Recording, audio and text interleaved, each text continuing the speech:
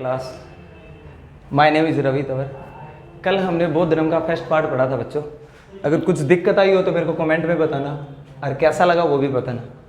कल जहाँ तक हमने पढ़ा था, कल तक कहाँ तक पढ़ा था, उन्होंने घर छोड़ दिया था महात्मा बुद्ध ने और फिर वो ज्ञान की प्राप्ति के लिए गए थे वहाँ पे बोध गया में, उनको ज्ञान की प्राप्ति हुई थी। तो हम कल थोड़ा स्टार्ट करते हैं कहाँ से, जहाँ से उन्होंने घर छोड़ा था। तो जल्दी जल्दी लिख लेते हैं। ये महल था उनका, महल कितने वर्ष की आयु में छोड़ा था उन्होंने, कल बताया था मैंने कितने वर्ष की, 29 वर्ष की आयु में उन्होंने महल को छोड़ा था। ठीक है, उसके बाद वो महल छोड़ के गए थे। उस दिन उसके साथ कौन गया था बेटा, चन्ना और कंथक। ठीक है, ये गए थे। सबसे पहले क्या पार किया था, अनोमा नदी, और अनोमा नदी के पास में क्या था बेटा, अनुप्रिय बाग, अनुप्रिय बाग, ये याद रखना। ठीक है, यहाँ पे क्या क्या किया था बेटा, वस्त्रों का त्याग किया था, राजा के वस्त्रों का त्याग। और दूसरी चीज क्या थी, अपना मुंडन करवाया था बेटा। और क्या करवाया था, एक चीज और क्या थी, साधु के वस्त्र धारण किए थे। यहाँ तक क्लियर हो गया था सबको कल। उसके बाद क्या हुआ था बेटा, जब वो साधु के वस्त्र उसने दान किए तो उसको क्या चाहिए, एक गुरु की आवश्यकता पड़ी। तो गुरु के लिए वो सबसे पहले कहाँ पहुंचा बेटा, कल मैंने क्या बताया था यहाँ पे आपको, वैशाली। ठीक है, वैशाली, वैशाली में कौन मिले बेटा, गुरु अलार कलाम। क्या नाम था, अलार कलाम, गुरु अलार कलाम। ठीक है ना, ये इनके पहले गुरु थे बेटा, याद रखना, पहले गुरु। ठीक है, इन्होंने इनसे बेटा साक्य दर्शन का ज्ञान लिया। किसने, महात्मा बुद्ध ने, मतलब सिद्धार्थ ने इन्होंने किससे, गुरु अलार कलाम से साक्य दर्शन का ज्ञान लिया। कहाँ लिया, वैशाली में। मतलब एक जगह ये क्वेश्चन आया था बेटा, ये जो अनुप्रिय बाग में कितने दिन रुके थे, तो 7 दिन रुके थे, याद रखना। ठीक है ना, एक पेपर था यूपीएससी का, उसमें आया था ये कितने दिन रुके थे, तो 7 दिन रुके थे यहाँ पे। उसके बाद वैशाली गया बेटा, वैशाली में इनको पहले गुरु मिले, कौन मिले, गुरु अलार कलाम। कितने, उन्होंने क्या दिया, साक्य दर्शन का ज्ञान लिया। लेकिन फिर जिज्ञासा ज़्यादा थी सिद्धार्थ में, तो इन्होंने दूसरे गुरु की तलाश की। तो दूसरे गुरु क्या कौन थे बेटा, कहाँ मिले थे, राजगृह। आपको पता है बेटा, हर एक वंश की राजधानी कौन सी थी, राजगृह। पढ़ा हुआ एक एक वंश आपको। तो यहाँ पे इनको दूसरे गुरु मिले, क्या नाम था, रुद्रक रामचंद्र। कौन बेटा, रुद्रक रामचंद्र। इनसे बेटा योग साधना सब कुछ सीख लिया। मतलब ये पूर्णतः हो गए थे ज्ञानी, मतलब थोड़ा बहुत इनको ज्ञान की प्राप्ति हो गई थी सारी चीज़ की।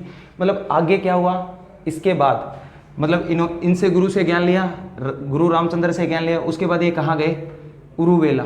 कहाँ गए थे, उरुवेला, उरुवेला पहुँच गए अभी।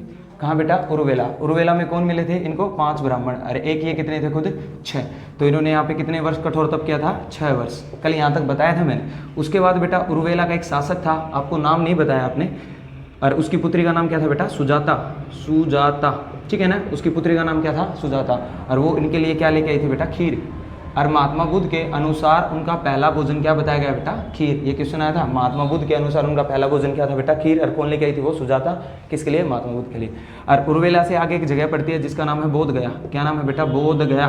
ठीक है, और बोध गया से आगे क्या है बेटा, सारनाथ, सारनाथ। ये एक एक चीज़ पढ़ेंगे आज इसके बारे में। तो उरुवेला की घटना फिर से बता देता हूँ बेटा। सुजाता इनके लिए खीर लेके आई थी, तो ये 5 ब्राह्मण थे इनके साथ। ये यहाँ से कहाँ चले गए, सीधे सारनाथ में आ गए। ठीक है, अब ये उरुवेला को छोड़ के आगे चले, तो आगे आए तो ये बोध गया में आ गए। बोध गया में उरुवेला के छोड़ने के बाद 8वें दिन बेटा, कौन से दिन, 8वें दिन इनको क्या प्राप्त हुआ, यहाँ पे ज्ञान की प्राप्ति, ज्ञान प्राप्त हुआ। ठीक है, यहाँ तक हमने कल पढ़ लिया था सारा डिटेल से। आज इससे आगे पढ़ेंगे। मतलब महात्मा बुद्ध को ज्ञान की प्राप्ति कहाँ हुई, क्वेश्चन आता है तो बोध गया में बता देना बेटा। उरुवेला के कितने दिन छोड़ने के बाद, 8वें दिन बाद। ठीक है, तो बोध गया, बोध गया कहाँ पड़ता है, बिहार में। आगे पढ़ते हैं, एक एक चीज़ रफ करते हैं इसको। अब ज्ञान की प्राप्ति पढ़ते हैं। ठीक है, तो ज्ञान की प्राप्ति में क्या हुआ था बेटा, कितने वर्ष की आयु में इनको ज्ञान की प्राप्ति हुई थी। देखो 29 वर्ष की आयु में इन्होंने घर छोड़ा। ठीक है, उसके बाद क्या, कितने साल कठोर तप किया, 6 साल। तो 29 और 6 कितने हो गए बेटा, 35 वर्ष। तो 35 वर्ष की आयु में इनको क्या प्राप्त हुआ, ज्ञान प्राप्त हुआ। तो ज्ञान की घटना लिखते हैं, ज्ञान प्राप्त। ठीक है, एक एक चीज लिखते हैं। सबसे पहले वर्ष कितने आयु के थे, तो 35 वर्ष के। ठीक है, स्थान कहाँ बेटा, बोध गया। कौन सा बेटा, बोध गया। और बोध गया के कहाँ पड़ता है, बिहार में। और बिहार की राजधानी का नाम क्या है बेटा, पटना। और पटना का प्राचीन नाम क्या है, पाटलिपुत्र। क्या नाम है, पाटलिपुत्र। और पाटलिपुत्र किस नदी के किनारे है, तो गंगा और सोम नदी के किनारे बेटा। अरे यही पाटलिपुत्र में बेटा किसने, पाटलिपुत्र की स्थापना पूछे तो किसने की थी, हरिएक वंश का एक राजा था। क्या नाम था, हरिएक वंश का राजा, क्या नाम था उसका, उदय, उदय। ठीक है ना, ये याद रखना बेटा। ये बेसिक से थोड़े बहुत क्वेश्चन है, ये याद रख लेना। उसके बाद स्थान पता चल गया, बोध गया, ये हो गया बिहार में 35 वर्ष की आयु में। ज्ञान की प्राप्ति किस वृक्ष के नीचे हुई थी, तो वो बताओ बेटा। पीपल का वृक्ष, कौन सा वृक्ष था? पीपल का वृक्ष बेटा। अरे इसको क्या बोलते हैं? बोधिक वृक्ष। क्या बोलते हैं? बोधिक वृक्ष। एक क्वेश्चन आता है बेटा, बोधिक वृक्ष को किस वंश के राजा ने कटवाया था? तो किस वंश के राजा ने कटवाया था बेटा? शशांक वंश के राजा ने। कौन सा?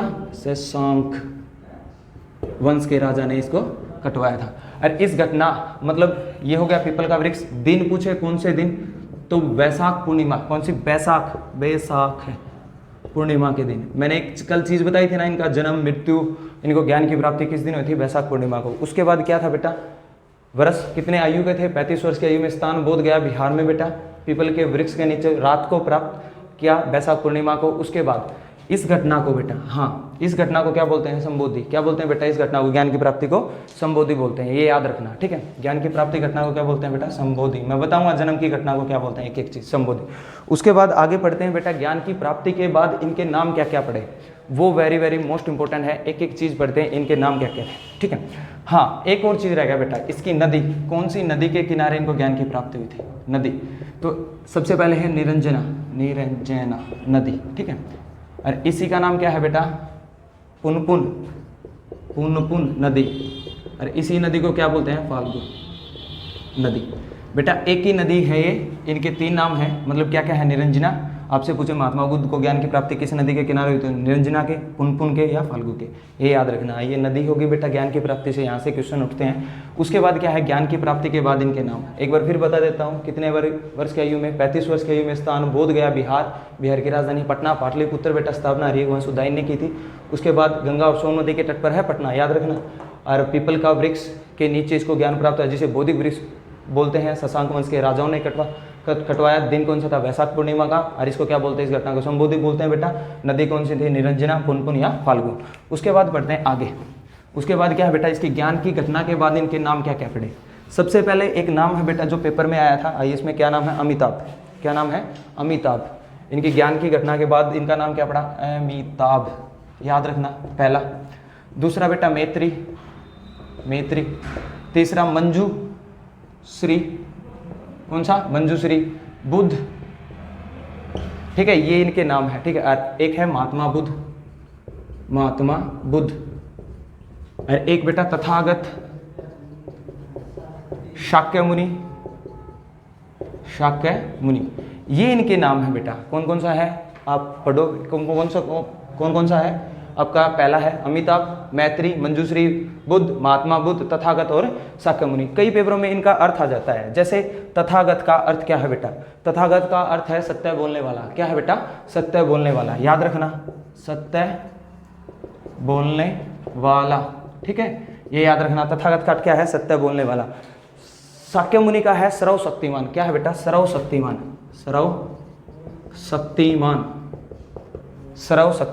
ठीक है। देखो तथागत का अर्थ अगर पूछे तो क्या है? सत्य बोलने वाला। दूसरा शाक्य मुनि का सर्वशक्तिमान। तीसरा बेटा क्या है? मैत्री का अर्थ बताओ बेटा क्या है? मैत्री का किसी को बताओ? भविष्य का बुद्ध। क्या है बेटा? भविष्य का बुद्ध। अमिताभ का अर्थ क्या है बेटा? सर्व का देवता। क्या है? का देवता। बेटा जितने हाई लेवल के आप एग्जाम दोगे यूपीएससी के, ये HCS, PCS बेटा, यूपी PCS, जो एक दिन के वनडे एग्जाम होते हैं ना, उनके लिए बेनिफिट है ये सारी चीज़। ये ढंग से पढ़ लेना एक एक चीज़। आपके रेलवे, हरियाणा पुलिस, SI जितने भी पेपर होते हैं उनके लिए ठीक रहेगा ये वनडे के लिए। उसके बाद बेटा परबोध, एक नाम था इसका परबोध। एक ये भी नाम था बेटा। परबोध को क्या बोलते हैं? शिक्षा देने वाला। क्या बेटा? शिक्षा देने वाला, ठीक है। ये इनके नाम पड़े थे बेटा, एक एक नाम है, आप ढंग से याद कर लेना कौन कौन सा है। सबसे पहले ज्ञान की प्राप्ति के बाद इनके नाम क्या क्या पड़े, ये कई बार आता है। तथागत इन्हीं को बोलते हैं, शाक्य मुनि बोलते हैं बेटा, मंजूश्री, ये अमिताभ, और ये बुद्धा, महात्मा बुद्ध, और परबोध, और ये सत्य बोलने वाला। उसके बाद बेटा एक है, कौन सा है? मंजूश्री। मंजूश्री का अर्थ बता सकते हो कोई? बताना बेटा मंजूश्री का, कमेंट करके बताना मंजूश्री का अर्थ क्या है, ठीक है। एक बार ये पेपर में आया था बेटा, यूपीएससी का PCS का एग्जाम हुआ था वनडे का, उसमें आया था मंजूश्री का अर्थ क्या है, ठीक है ना, ये याद रखना। इसके बाद बेटा जब किसी व्यक्ति को ज्ञान प्राप्त हो जाता है तो वो क्या करता है? ये बताओ, ज्ञान को बांटेगा तो कहाँ बांटेगा? तो बताओ, इस जो 5 ब्राह्मण इसके जो मित्र थे वो कहाँ गए थे? सारनाथ में। तो अब इनकी ज्ञान की प्राप्ति होने के बाद इन्होंने क्या किया बेटा? ज्ञान को बांटा। तो सबसे कहाँ बांटा? तो सारनाथ में। पहला उपदेश कहाँ दिया था बेटा? सारनाथ में। कहाँ दिया था? सारनाथ में। ज्ञान की प्राप्ति तक समझ में आ गया। तो उससे आगे बढ़ते हैं बेटा, इन्होंने पहला उपदेश कहाँ दिया? तो सारनाथ में इन्होंने प्रथम उपदेश दिया था बेटा। प्रथम उपदेश कहाँ दिया था? सारनाथ में, याद रखना। और मैंने कल किस भाषा का जिक्र किया था? बौद्ध धर्म में कौन सी भाषा बेटा? पाली। कौन सी भाषा में दिया था? पाली भाषा में। आपको कमेंट करके बताना कितने लोगों को इन्होंने पहला उपदेश दिया था। 5 तो वे थे ही बेटा, जो इसके ब्राह्मण थे, वो दोस्त थे, उनको दिया था। और एक क्वेश्चन आता बेटा, सबसे ज्यादा सर्वाधिक उपदेश कहाँ दिए थे? सर्वाधिक उपदेश कहाँ दिए थे? तो मैंने कल क्या बताया था? कौशल साम्राज्य की राजधानी क्या बताई थी बेटा? शरावस्ती। कहाँ दिए थे? शरावस्ती में। शरावस्ती में, ठीक है। शरावस्ती में इन्होंने क्या दिए थे? सबसे ज्यादा उपदेश दिए थे, ठीक है। यहाँ तक एक एक चीज पढ़नी है बेटा, आपको बताना कितने लोगों को दिया था और सारनाथ कहाँ पड़ता है, ठीक है।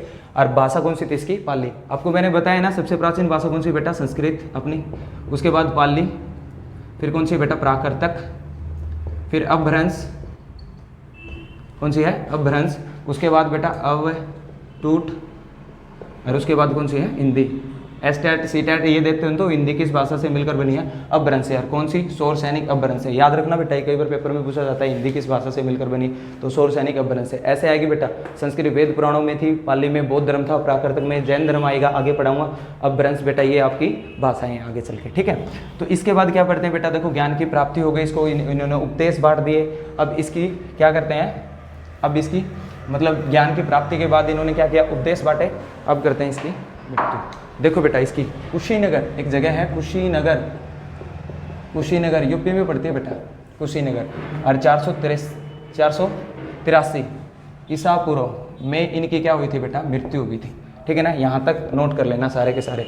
तो आपको याद रखना किस नदी के किनारे हुई थी? तो हिरणावती नदी के किनारे। कौन सी है? हिरणायवती नदी के किनारे इनकी क्या हुई थी बेटा? मृत्यु हुई थी, ठीक है।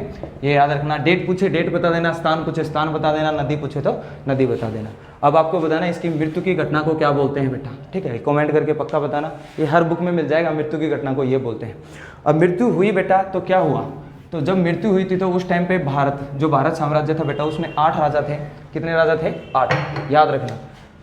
483 में इनकी मृत्यु हुई तो उस टाइम पे बेटा कितने राजा थे? 8। अब हर राजा चाहता था कि इनका शव हमारे यहाँ राज्य में आए, हम उनका अंतिम संस्कार करें। तो इन्होंने क्या किया बेटा? इनका शरीर को 8 भागों में, टुकड़ों में तुड़वा लिया। 8 मतलब टुकड़ों में बंटवा दिया 8 में। तो क्या हुआ? जहाँ, याद रखना, 8 टुकड़ों में इनका शरीर क्या हुआ? बंटवाया था। कितने राजाओं ने? 8 राजाओं ने। तो कुछ शब्द हैं, जैसे पहला आता है बेटा, एक आगे बता देता हूँ, मठ, एक होता है चैत्य, एक होता है स्तूप, और एक क्या होता है बेटा? मठ, चैत्य, स्तूप, और क्या रह गया? एक और बताओ कौन सा था? विहार। कौन सा था बेटा? विहार, ठीक है। ये 4 शब्द बार बार पेपर में आते हैं। ये किससे संबंधित है? महात्मा बुद्ध, मतलब बौद्ध धर्म से कैसे कैसे संबंधित है। तो मैं एक एक चीज बता दूं। जैसे मृत्यु हुई बेटा, इसकी मृत्यु होने के पश्चात कितने भागों में बांटा था? 8 भागों में।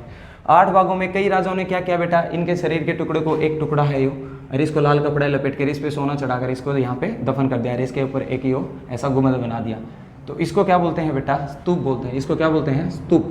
जहाँ महात्मा बुद्ध के अवशेष रखे और उसके ऊपर क्या बनाया गया? एक गुंबद बनाया गया, उसको क्या बोलते हैं? स्तूप। आपको बताना है भारत का सबसे बड़ा स्तूप कौन सा है, या मैं बता दूं आपको, ठीक है। और उसके बाद जहाँ इनके महात्मा बुद्ध के स्तूप रखे गए थे, मतलब जहाँ अवशेष रखे गए थे, उनके सामने पूजा स्थल बनाया गया था, ऐसे पूजा करने का। जहाँ खड़े होकर हम पूजा नहीं करते, मंदिरों में जाते हैं तो वहाँ पे। और इस पूजा स्थल को क्या बोलते हैं बेटा? आपको बताओ। चैत्य। पूजा स्थल को क्या बोलते हैं? चैत्य। आपको 2 चीज कन्फर्म हो गई। पहला, चैत्य क्या चीज है? तो महात्मा, जहाँ बौद्ध धर्म की पूजा स्थल, बौद्ध धर्म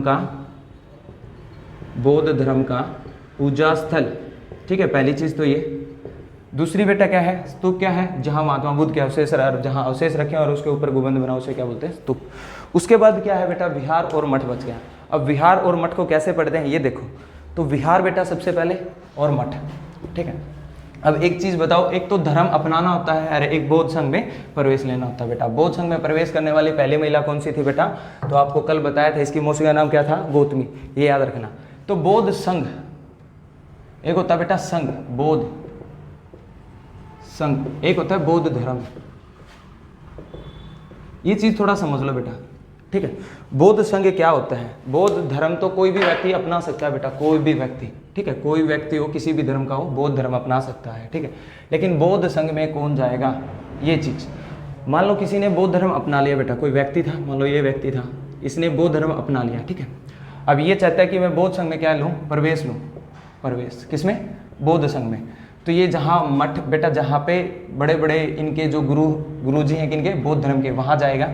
और उन गुरुजियों में मान लो ये गुरुजी हैं सारे के सारे, इनके पास आया ये बंदा और इनको बोला कि मेरे को बौद्ध संघ में प्रवेश लेना है। तो ये जितने भी गुरुजी हैं बेटा, मतलब इनमें से एक गुरुजी को चुनना पड़ेगा। मान लो इस गुरुजी को चुन ले इस बंदे ने, इसने, और ये गुरुजी बोलेगा आपको 1 साल तक, मतलब 1 वर्ष के लिए 10 नियम का पालन करना पड़ेगा, ठीक है। आपको 1 वर्ष तक 10 नियमों का पालन करना पड़ेगा। जैसे चोरी न करना बेटा, ये किसी का दिल न दुखाना, झूठ मत बोलना, किसी जीव की हत्या न करना, मखमल के गद्दे पर मत सोना, सब जो पौष्टिक आहार है वो लेना, ऐसे 10 नियम है बेटा, ठीक है।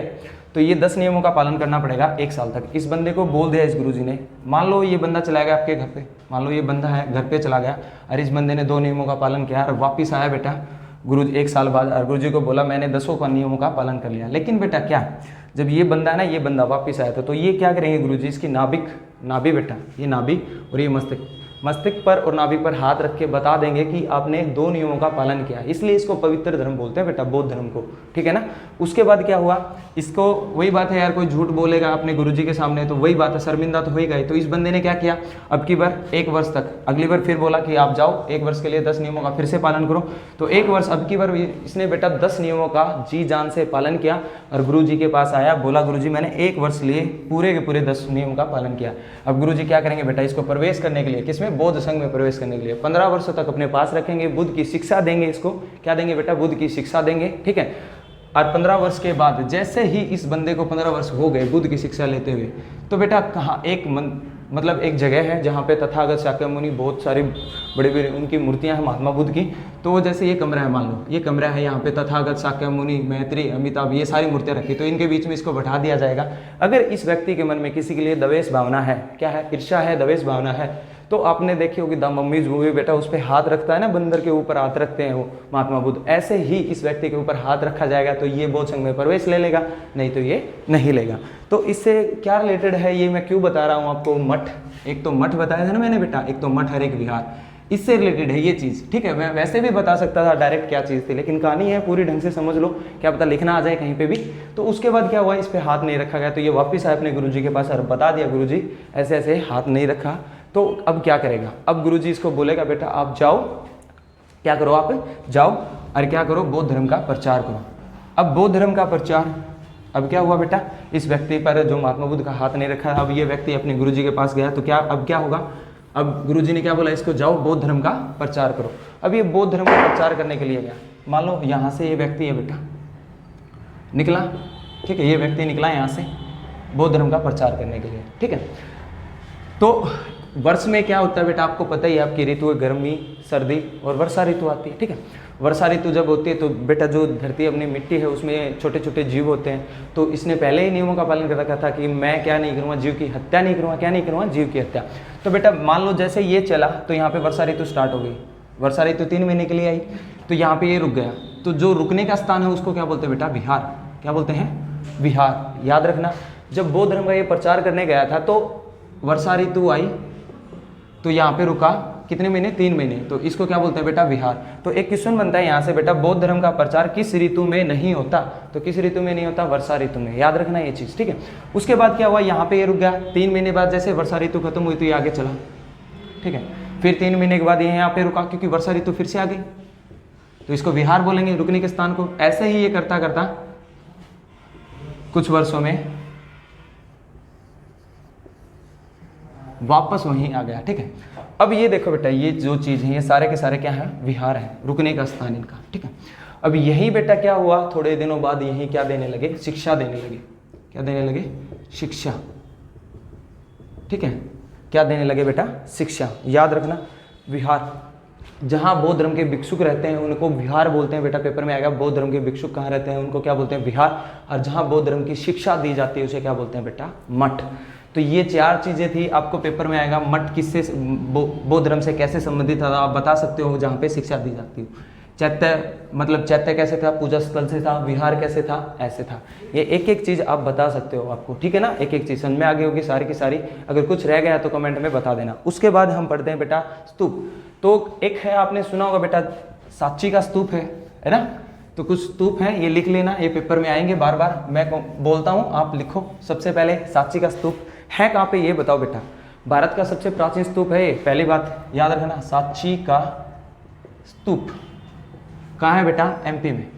और भारत का सबसे प्राचीन स्तूप है, भारत का सबसे प्राचीन स्तूप है, ये याद रखना।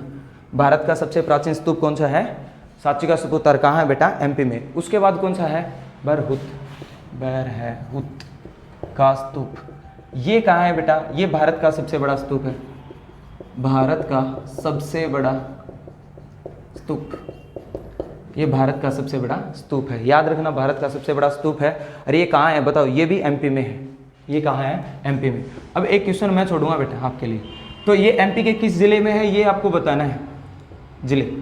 और ये किस जिले में है, ये भी बताना है आपको, ठीक है। ये 2 स्तूप याद रख लेना बेटा। सांची का स्तूप कहाँ है, एमपी में। और भरूच का स्तूप कहाँ है, एमपी में। ये भारत का सबसे प्राचीन स्तूप कौन सा है बेटा, आपको बताना है। कौन सा है, अभी बताया, सांची का स्तूप। और भरूच का स्तूप क्या है बेटा, भारत का क्या है, सबसे बड़ा स्तूप है।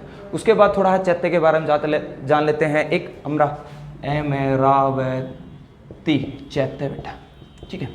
ये एक चैत्य है, अभी बताया था चैत्य क्या स्थल होता है, बताओ जहाँ पूजा होती हो। और ये कहाँ है बेटा, महाराष्ट्र में है। महाराष्ट्र में वैसे 3 है, आप एक ही याद रखना है, बार बार पेपर में पूछा जाता है। ये यहाँ पे चैत्य है। ऐसे ये स्तूप हो गए, चैत्य हो गए। इसके बाद थोड़े बहुत क्वेश्चन करेंगे हम अब, जो हम बताएंगे। विश्व का सबसे बड़ा स्तूप बताना आपको कौन सा है। एक क्वेश्चन है आपके लिए छोड़ रहा हूँ, विश्व का सबसे बड़ा स्तूप कहाँ है, ठीक है। ये क्वेश्चन आपको करके लेके आना है, ठीक है। इसके बाद आगे बढ़ते हैं। अब यहाँ तक करा है, सबको समझ में आ गया होगा शायद। आगे देखते हैं क्या हुआ। अब ये चैत्य हो गया, स्तूप हो गया, थोड़े बहुत। हाँ बेटा क्वेश्चन देख लो। पहला क्वेश्चन है, सबसे पहले बौद्ध धर्म की पवित्र दिशा कौन सी है, तो दक्षिण बेटा।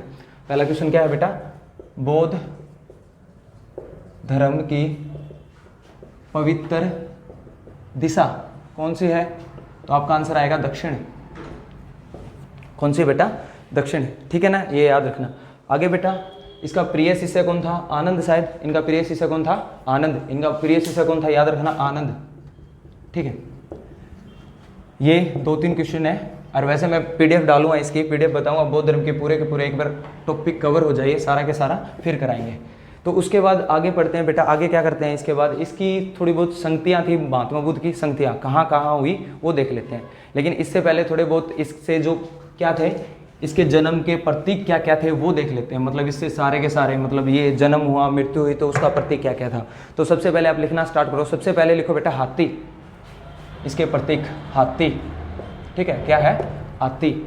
इसके गर्भ का प्रतीक था, क्या था बेटा, गर्भ का। जब इनकी माँ सपने सोई हुई थी तो एक सफ़ेद हाथी उनके गर्भ में आके प्रवेश किया था, तो गर्भ का प्रतीक क्या है, हाथी। उसके बाद लिखो बेटा कमल। कमल क्या है, जन्म का प्रतीक। कमल क्या है, कमल क्या है, जन्म का प्रतीक। और ये क्या है बेटा, गर्भ का प्रतीक। उसके बाद घोड़ा। घोड़ा क्या है बेटा, घोड़ा बताओ, घर छोड़ का प्रतीक है। घोड़ा क्या है बेटा, घर छोड़ने का प्रतीक। घोड़ा, घोड़ा क्या है, घर छोड़ने